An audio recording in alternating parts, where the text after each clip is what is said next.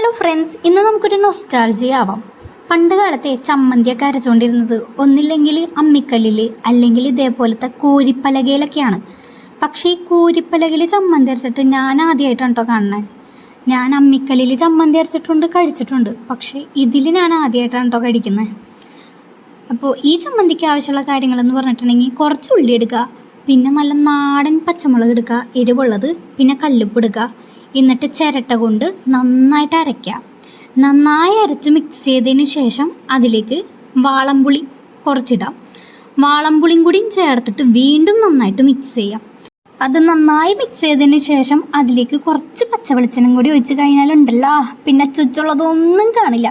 പിന്നെ നല്ല ചൂടുള്ള കഞ്ഞിയുടെ ഒപ്പോ കപ്പപ്പുഴുക്കിൻ്റെ ഒപ്പം തിന്നാൻ നല്ല ബെസ്റ്റാണ്. അപ്പോൾ ഇത്രയുള്ള ഇന്നത്തെ വീഡിയോ. അപ്പോൾ അടുത്ത വീഡിയോ കാണുമ്പോഴേക്കും ബൈ ബൈ, ടാറ്റാ. നെക്സ്റ്റ് വീഡിയോയിൽ കാണാം.